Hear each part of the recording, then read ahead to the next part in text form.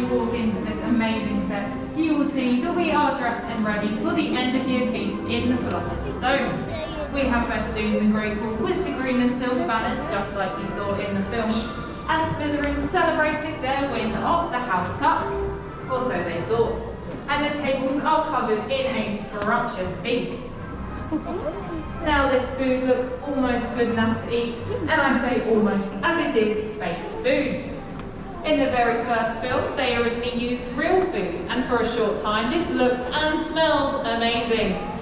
However, as the day progressed and under those hot studio lights, this quickly changed, with the food not looking, and as I'm sure you can imagine, not smelling quite so wonderful.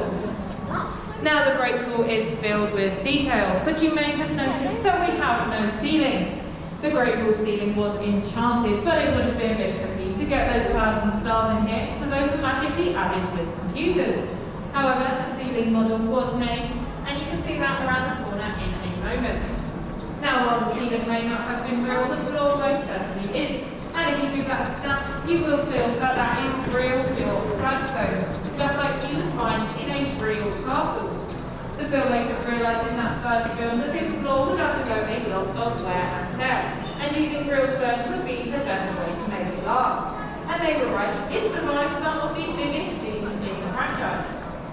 Now, as we are celebrating Slytherin, the best house of all, you will see these Slytherin uniforms just over there. In the centre, we have Draco Malfoy's uniform from the Order of the Phoenix, with his inquisitorial squad pin given to him by Professor Umbridge.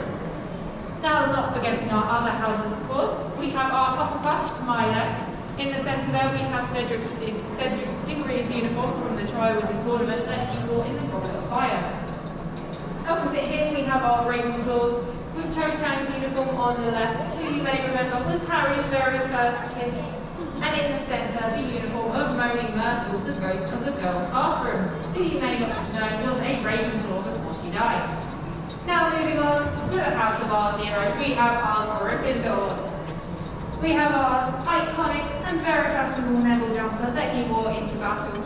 And of course, not forgetting, most importantly, Harry's very first set of wizard robes that he wore on his first day of Hogwarts, with his original Gryffindor tie and tiny wizard hat, which is only seen in the first movie.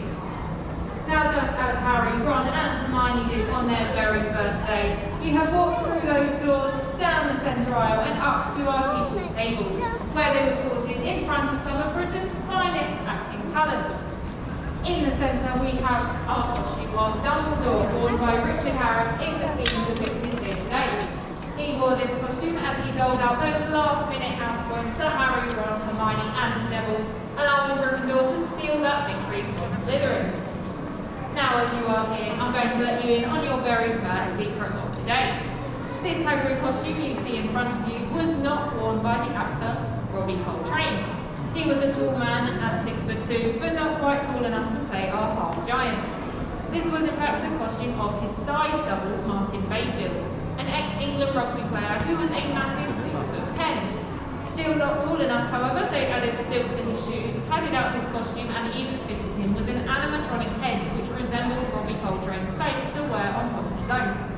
And this moved and worked and is kind of freaky looking, but you will see that in the Creatures Workshop later. Now I can see you are all eager to continue your tour today, so just a couple of things to mention before you leave the Great Hall. If you have one of our studio tour activity passports, or you would like one, you can grab one at any of the 7 stamping locations where you can grab your stamps. The first one is the Gryffindor Common Room, which is right around the corner. You are also on the lookout for our 16 golden snitches, which have hidden themselves throughout the tour today. Your first one is hanging in the doorway just across from me, and you should see how many you can find. You have hints and tricks in passports as well, so that you can have any hints. So feel free to ask any of the interactors should you need to. If you are using one of the digital guides or toolkits around the corner, look out for the number 4 icons, the first one is on the director's board. For all of us here at the Great Hall, thank you very much for coming during our celebration of Slytherin. We are now free to explore and go behind the scenes of the most magical book series in the world. Have a great day. Well, they say one. That's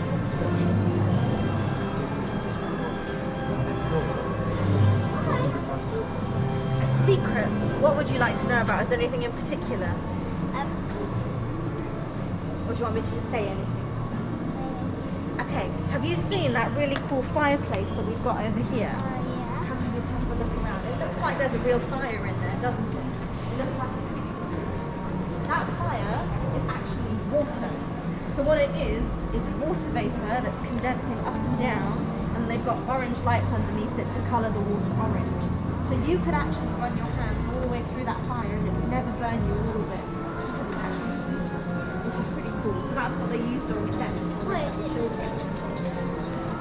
Yes, and also later on when you get to the Gryffindor common room, there's a fireplace in there. Ladies and gentlemen, the next tour group will be coming through the Great Wall shortly, so if we can ask that you make this your last photo and then move on to the rest of the tour through the archways.